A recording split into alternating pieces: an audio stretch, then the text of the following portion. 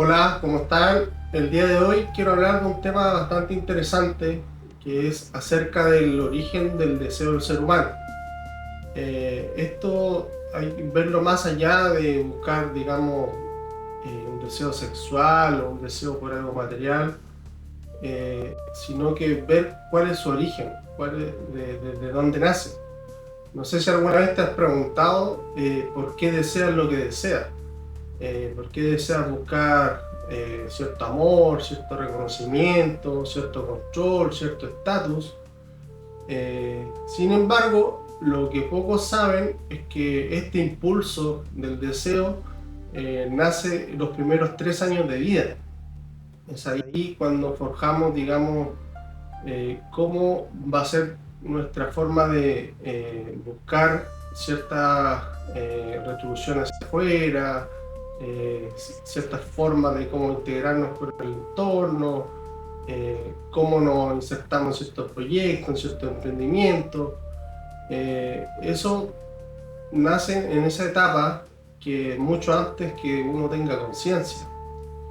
El día de hoy quiero llevarte un viaje por esas primeras etapas donde busco integrar lo que es el cuerpo, la mente y el alma. Es relevante entender que el deseo no es algo que debamos dominar o reprimir, sino que hay que buscar recordar para poder transformar y ver desde dónde nace ciertas carencias, eh, cierta búsqueda de reconocimiento externo para volver a reencontrarnos con nosotros mismos. Para dar cierto marco, yo investigué acerca del origen del deseo en una línea psicológica donde Sigmund Freud habla acerca de esta etapa, donde está, digamos, en la etapa de la niñez, está la etapa oral, de la succión y ya de la estimulación genital directamente del ser humano cuando está en una etapa inicial en este mundo. En primera instancia voy a hablar de la etapa oral, el deseo de ser nutrido, cuando el bebé busca succionar el pecho de su madre, eh, no solo busca alimento, sino que busca cierta fusión, cierta contención, cierto amor. Esa primera experiencia de placer es también la primera experiencia hacia el mundo. Si encuentra que el mundo es algo seguro, una experiencia de confianza, si hay una unión cálida con la madre, vamos a entender que el mundo es algo que podemos vivir tranquilamente, no podemos estar inseguros. Eh, si por otra razón esto fue inconstante, no hubo cierta contención al bebé, va a estar siempre buscando ser llenado desde afuera, buscando cierta retribución exterior, cierto reconocimiento. Así, de esa forma, se generan estos patrones desde la niñez, desde el inconsciente, cierta dependencia eh, con relaciones de pareja, ese relacionamiento tóxico que a veces le mencionan que está muy de moda, dependencia emocional, ansiedad, esa necesidad de aprobación. Sin embargo, también cuando se integra de una forma sana, cuando se dio el periodo adecuado, el bebé lo que genera cierta ternura, o sea, integra, digamos, todo esto, esta tranquilidad y tiene cierta empatía que se desarrolla, que lo desarrollamos inherentemente todos los seres humanos y esa capacidad de dar sin miedo, de amar y no buscar cierta retribución, que en cierto modo sea recíproco, estar buscando ese cálculo. Por eso es relevante esta etapa inicial del bebé, que sea contenido, que sea amado, que sea visto. Ya en la segunda etapa está la etapa anal que menciona Sigmund Freud, donde está el deseo de controlar y liberar. Eh, en esta etapa el niño descubre algo nuevo que puede retener o soltar.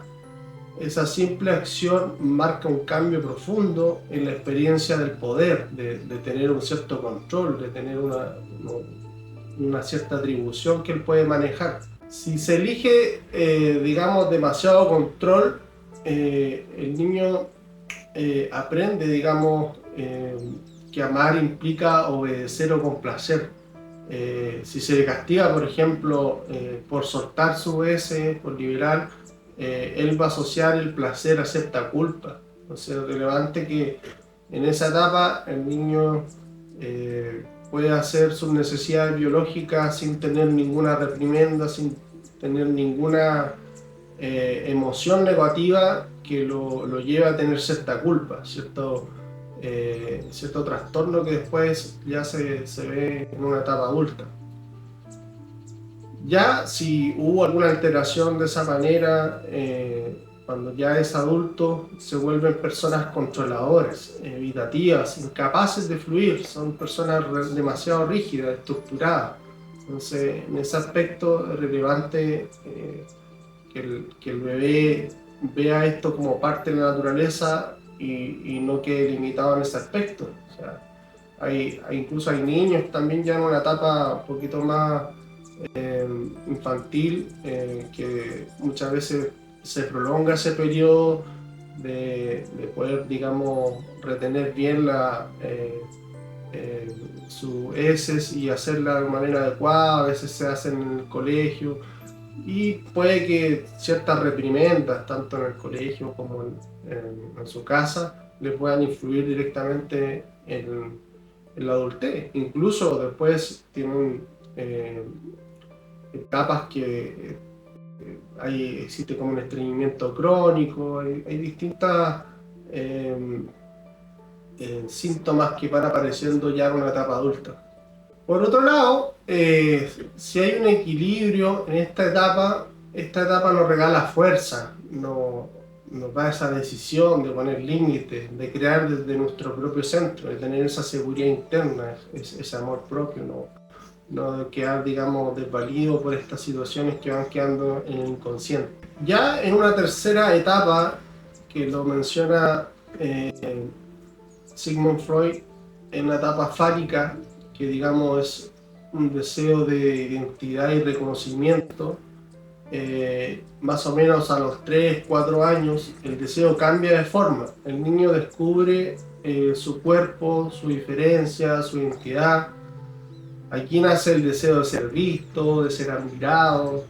Si ese deseo, digamos, en cierto modo fue reprimido o ridiculizado, crecemos ocultando nuestra sexualidad o buscamos reconocimiento constante. Sin embargo, cuando esto se integra, se convierte en una energía creativa, una energía que nace desde nuestro chakra sexual y desde donde nosotros creamos hacia el mundo, creamos nuestra realidad, salimos de ese modo víctima y vamos creando cosas, ya sea en una línea como artista, teniendo pasión por algún hobby, buscando, digamos, ser un ser auténtico y atreverse a brillar sin culpa.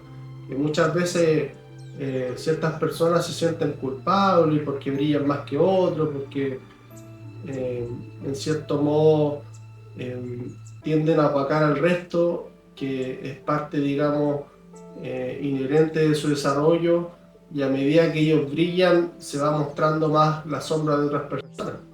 Ya buscando esta integración del deseo corporal, del deseo, digamos, del alma como tal, Freud ve el deseo como una pulsión más que todo. A diferencia de Carl Jung, que él tiene una mirada un poquito más holística, él lo ve como un impulso en su totalidad. Él también asocia esa primera etapa al arquetipo de la madre contenedora, que da ese amor incondicional, que también eso tiene, digamos, un aspecto un poquito más arquetípico. Habla mucho, pero ambos hablan del mismo fuego, que es la energía que nos mueve a unir lo que está separado, digamos. No se trata de negar el cuerpo, sino de escucharlo, ver qué nos está mostrando, qué nos está enseñando. Es importante tener esa conexión con nuestro cuerpo. Muchas veces estamos en piloto automático y tenemos cierta dolencia, cierto dolor, nos hacemos los locos y seguimos adelante hasta que en un momento estamos obligados a ir a la clínica, al hospital, y ahí es cuando realmente nos damos cuenta que hay algo que está pasando. El deseo como tal es un puente entre la materia y el espíritu, entre lo humano y lo divino. Es una actividad inherente que tenemos los seres humanos. Siempre nos vamos a estar moviendo en función de ese deseo. Sin embargo, cuando éste se habita con conciencia, con plenitud, con presencia, el placer es mucho más enriquecedor, tiene mucho más sentido. Busca esa cierta comunión, esa cierta plenitud que buscamos los seres humanos, más allá de cierta validación externa o ciertas relaciones de dependencia, o ciertos patrones que van surgiendo a través del transcurso de una etapa adulta. Y bueno, recordar que el deseo que sientes, incluso los más terrenales, siempre van a guardar un cierto eco antiguo, siempre va a haber, digamos, algo para atrás, algo que está en nuestro inconsciente. El recuerdo de haber sido sostenido, amado, estar en completitud. Eso es súper relevante, que la persona se sienta de esa manera y no busque, digamos, ciertos deseos que muchas veces son banales o cosas que no tienen sentido, porque la persona, cuando conecta con este tipo de deseo, luego de haberlo alcanzado, se siente, chuta, esto es lo que llegué, esto es lo que tanto esperaba, y así todo me siento vacío. Entonces, cuando se entiende eso, se deja de buscar afuera y se busca encontrar siempre lo que estuvo dentro de ti. Y para finalizar, el deseo no es un enemigo del alma, sino que es uno de los lenguajes más antiguos que tenemos los seres humanos. Es importante recordarlo. Bueno, espero haberte dado un cierto alineamiento de dónde viene el origen del deseo. Si bien esta es una forma de interpretarlo, una línea más psicológica, hay un poquito de conexión con la parte más holística, que ahí uno va conectando ciertos chakras, el chakra sexual, el plexo. El plexo, digamos, nos indica mucho cómo nos enfrentamos al mundo, la seguridad, van muy ligados estos dos.